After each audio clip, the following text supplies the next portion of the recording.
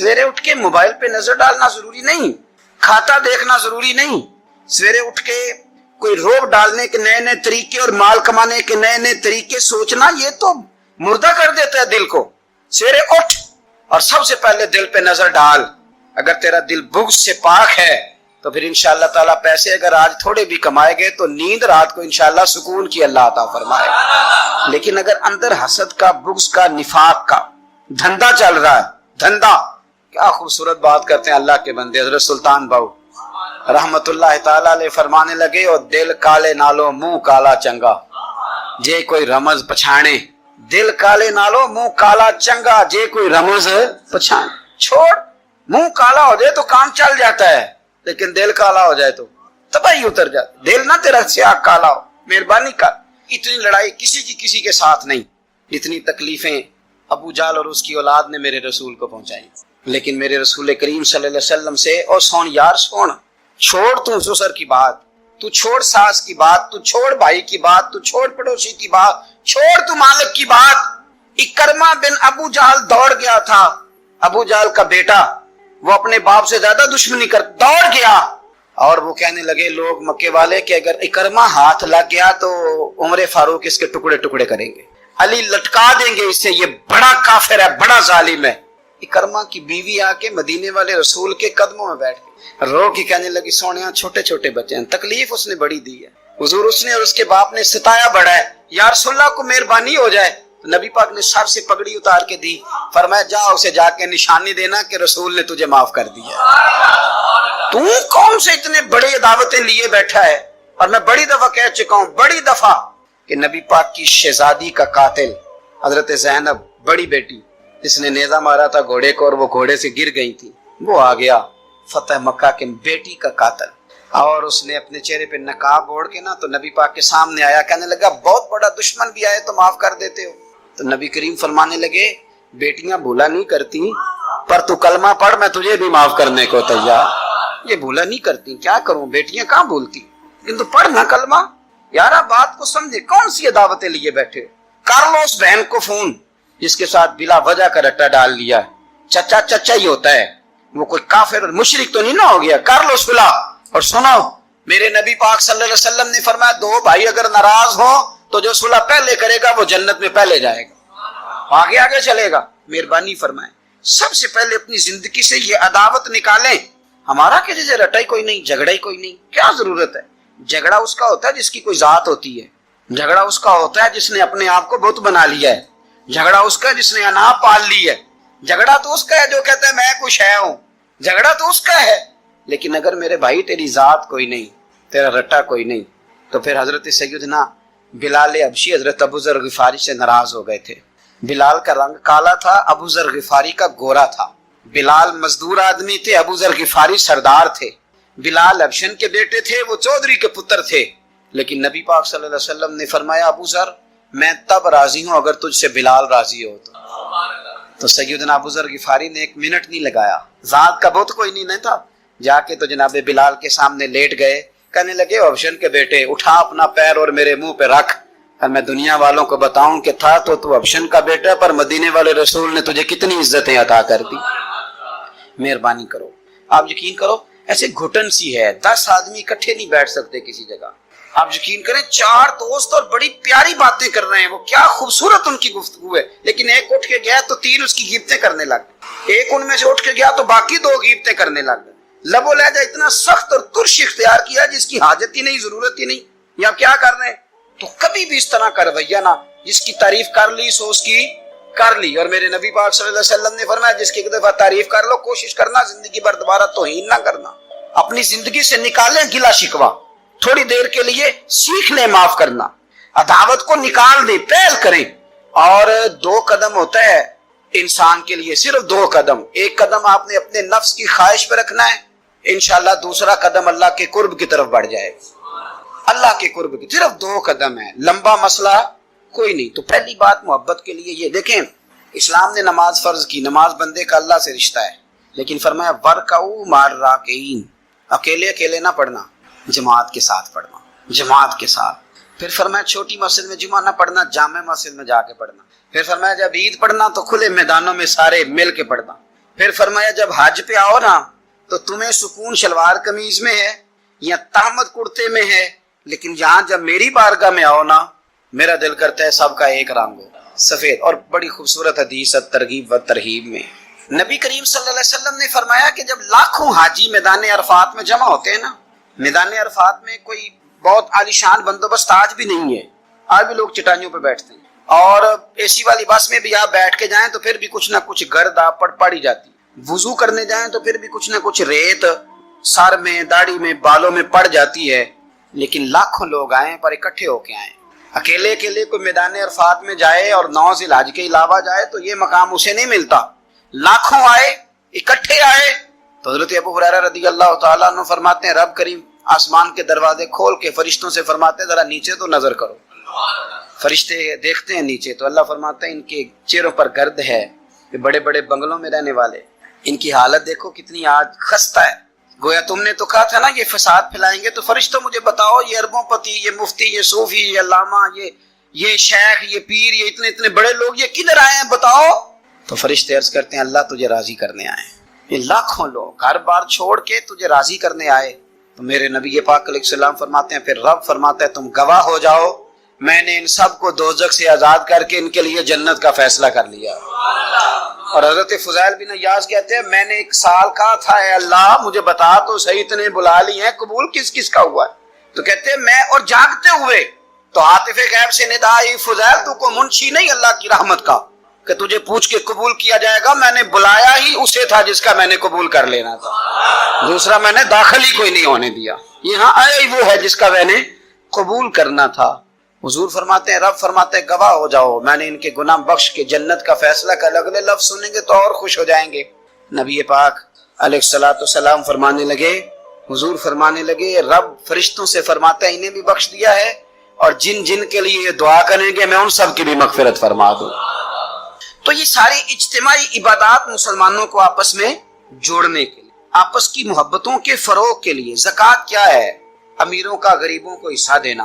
قربانی کیا ہے؟ اپنے پیسوں کا جانور خرید اور اپنے پیسے لگا کے اسے ذبح کر، پھر اس کا گوشت بنا، ساری ڈیوٹی تیری پر دینا غریبوں کو۔ یہ کیا ہے؟ یہ لوگوں کو ایک دوسرے سے جوڑتا ہے، یہ محبتیں پیدا کرتا ہے۔ میرے نبی پاک علیہ السلام نے فرمایا ایک دوسرے کو تحفہ لیا کرو، دیا کرو، اس سے محبت بڑھتی ہے۔ تحفہ لیا دیا کرو، اس سے صرف لینا نہیں، تحفہ مہربانی فرمائیں۔ کسی کی جیب پر دھیان رکھنا منع ہے دین، بلکہ نبی پاک صلی اللہ علیہ وسلم نے فرمایا اگر تم چاہتے ہو نا کہ لوگ تم سے پیار کریں تو فرمایا جو ان کی جیبوں میں ہے اس سے بے نیاز ہو جاؤ، پھر تم یہ چھوڑ دو کہ یہ میرے لیے لایا کیا ہے۔ اگر تم لوگوں کی جیبوں پر توجہ کرو گے تو پھر وہ لوگ تم سے کبھی محبت نہیں کریں گے۔ لیکن ایک شریعت نے جو اینگل دی تحفے تحائف کی، اس کا جو انداز ہے اس پر ذرا غور کریں۔ حضرت جابر بن عبداللہ رضی اللہ تعالیٰ عنہ فرمانے لگے کہ میری اماں نے نا حریرہ بنایا، عرب شریف میں کھانا بنتا تھا حریرہ۔ میرے والد گرامی نے میری ماں سے سفارش کی، ان کے والد حضرت عبداللہ ابن عمر یہ میدان احد کے پہلے شہید ہیں، اور نبی کریم صلی اللہ علیہ وسلم نے فرمایا تھا جو جو شہید ہوا رب نے اس پر پردے ڈال کے بات کی، لیکن جابر جب تیرے والد گئے ہیں تو رب نے بے پردہ گفتگو فرمائی ہے۔ اتنا بڑا آدمی حضرت عبداللہ ابن عمر رضی اللہ تعالیٰ، تو انہوں نے نا اپنی بیوی سے کہا کہ اچھا سا حریرہ بناؤ، میں نے سرکار کی بارگاہ میں پیش کرنا ہے۔ تو کہتے ہیں بڑا پیارا، میری ماں نے نا بڑی خوشبو اس میں سے آ رہی تھی، وہ تیار کر کے اور بڑے برتن میں ڈال کے اوپر سے ڈھک کے مجھے دیا۔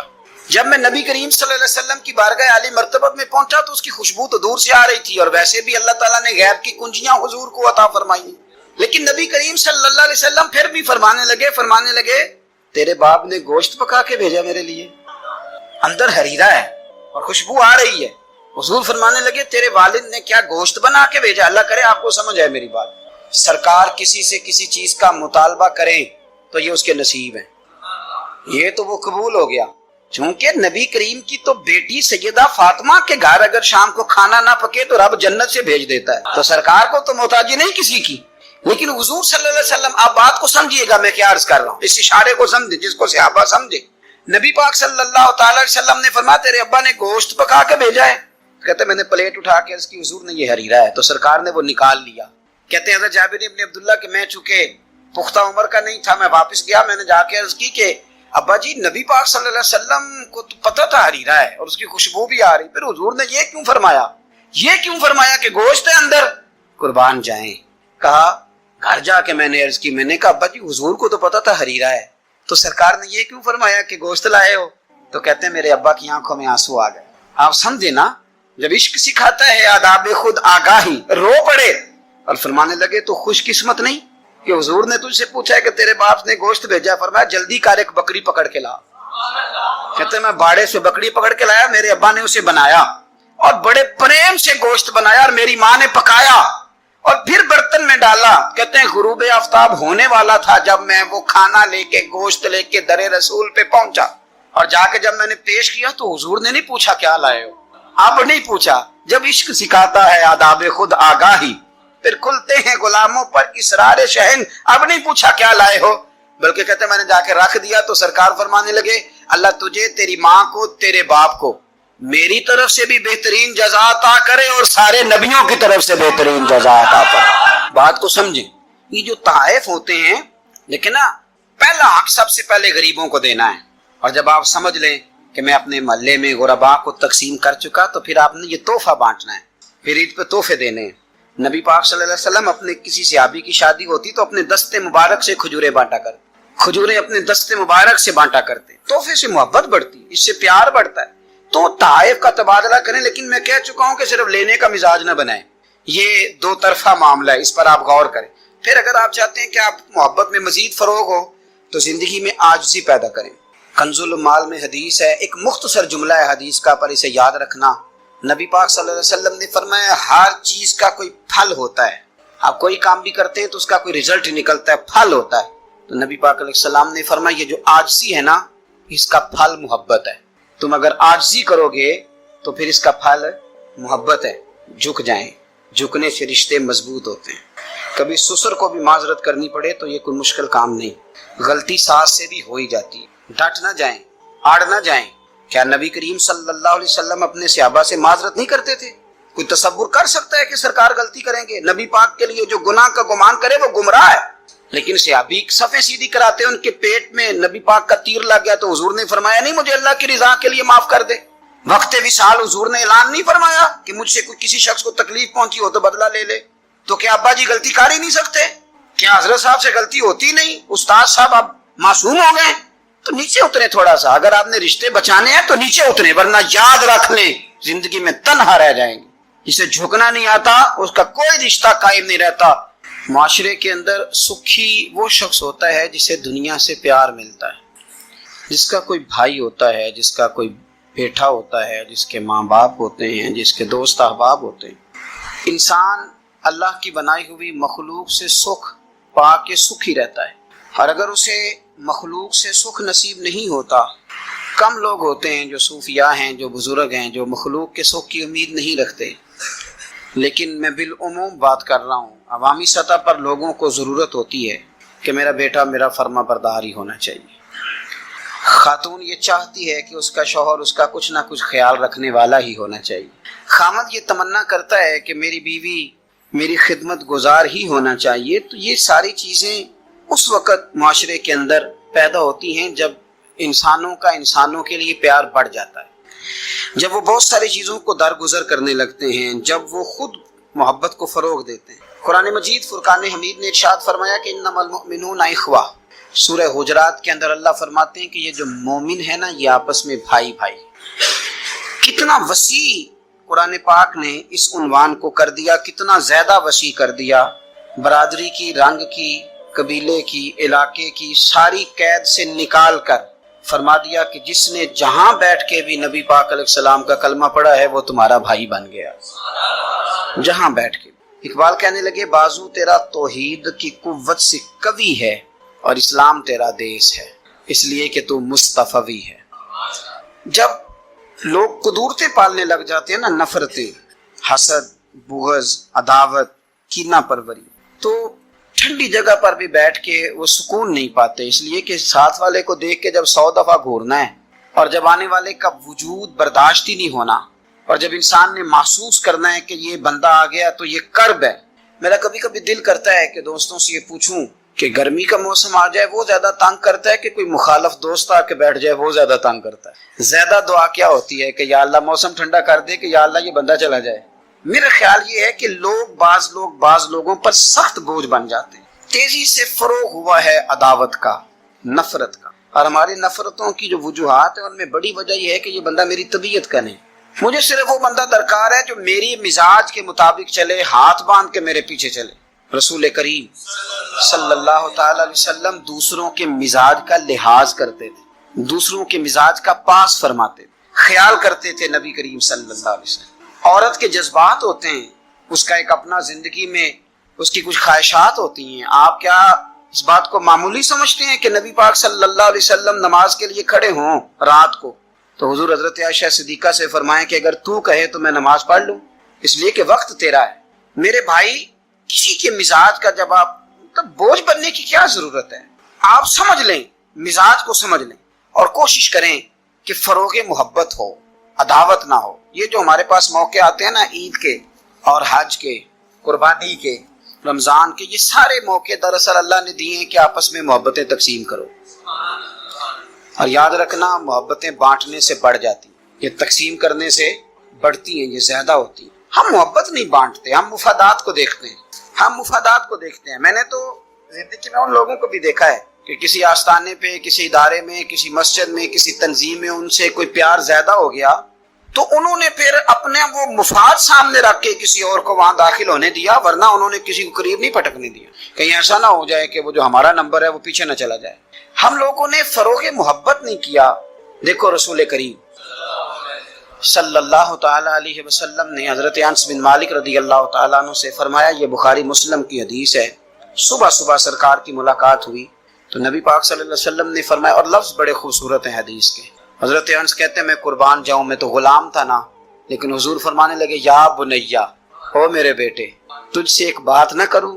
یا رسول اللہ حکم کریں. تو نبی پاک علیہ السلام فرمانے لگے، انس بیٹا، پتر، اس بات کو یاد رکھنا کہ جب تو سویرے سو کے اٹھے تو سب سے پہلے اپنے دل پہ نظر ڈالنا، دیکھنا تیرے دل میں کسی کا بغض تو نہیں، کسی کی عداوت تو نہیں، اور پھر قربان جائیں. نبی پاک صلی اللہ علیہ وسلم نے یہ نہیں فرمایا کہ تجھے اتنی جزا ملے گی، اتنا ثواب ملے گا، اتنا اجر ملے گا. کیا انداز ہے کریم محبوب کا، تیرے آگے ہیں یوں دبے لچے فصحا عرب کے بڑے بڑے، کوئی جانے منہ میں زبان نہیں بلکہ جسم میں جان نہیں. حضور فرمانے لگے، انس دیکھنا ذرا ترتیب جملوں کی. فرمایا، انس صبح اٹھ کے اپنے دل پہ نظر ڈالنا، تیرے دل میں کسی مومن کا بغض تو نہیں.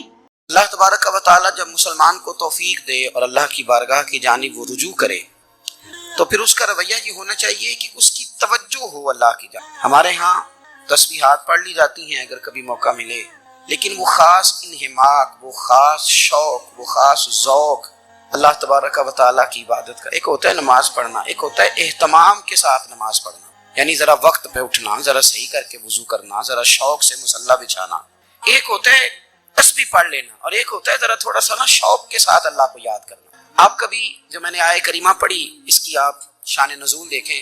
نبی کریم صلی اللہ تعالی علیہ وسلم کے نا کچھ صحابہ اللہ کی محبت کے شوق میں حضور کی بارگاہ میں حاضر ہوئے. انہوں نے آ کے عرض پتہ کیا کیا؟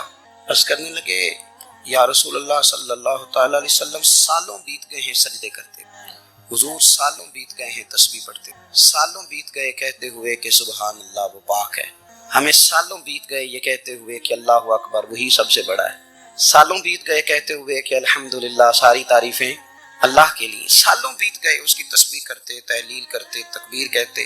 حضور اب نہ ہمارا اپنے رب سے ملنے کو جی چاہتا ہے، کبھی یہ حقیقت منتظر نظر آ نہ لباس مجاز میں، لاکھوں سجدے تڑپ رہے ہیں میری جبین نیاز میں. اور اقبال کہنے لگے کہ تیرے عشق کی انتہا چاہتا ہوں، تو میری سادگی دیکھ کیا چاہتا ہوں، میرا ذرا سا تو دل ہے مگر شوق اتنا، میں وہی لن ترانی سنا چاہتا ہوں.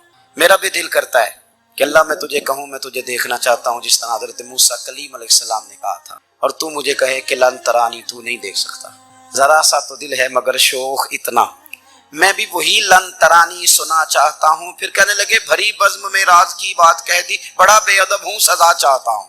دیکھو سب لوگوں کے بیچ ہی میں نے یہ کہہ دیا. میرے عزیز صحابہ نا شوق میں، کتنے سارے لوگ ہیں آپ، کتنی ماشاءاللہ بڑی تعداد میں آپ آئیں. ہم بھی کبھی اس شوق میں گئے ہیں کہ ہمارے رب کو دیکھنے کو دل چاہتا ہے، ہمارا جی چاہے وہ کبھی ہمیں ملے. حضرت عبداللہ ابن عمر رضی اللہ تعالیٰ عنہ حضرت عمر کے صاحبزادے، مکہ مکرمہ میں ان کی قبر ہے. میں نے جب انہیں پڑھا تو مجھے ان سے بڑا پیار ہو گیا. لیکن آپ کو پتہ ہے وہاں جا کے کسی شخص کا مزار تلاش کرنا یا پوچھنا ایک مشکل کام ہوتا ہے. تو ایک دفعہ میں مکہ شریف میں حاضر تھا، تو ایک گاڑی والا ڈرائیور مجھے کہنے لگا کہ مولانا میں آپ کو جانتا ہوں، مجھے آپ سے محبت ہے، ایک بات بتاؤں آپ کو. میں نے کہا بتاؤ. کہنے لگے حضرت عبداللہ ابن عمر کی قبر دیکھنی ہے. میں نے کہا یہ تو نہیں کہہ رہا، یہ کسی نے بندوبست کرایا ہے، یہ اللہ نے تیرے دل میں بات ڈالی ہے، یہ ہو گیا تو لے چل مجھے. حضرت عبداللہ ابن عمر کو نبی پاک نے فرمایا تھا راجل صالح، یہ نیک بندہ ہے، یہ متقی آدمی. حضرت عبداللہ ابن عمر رضی اللہ تعالیٰ عنہ سیدنا فاروق اعظم رضی اللہ تعالیٰ عنہ کے صاحبزادے ہیں، اور ان کی ہمشیرہ سیدہ حفصہ رضی اللہ تعالیٰ عنہ حضور کی زوجہ محترمہ.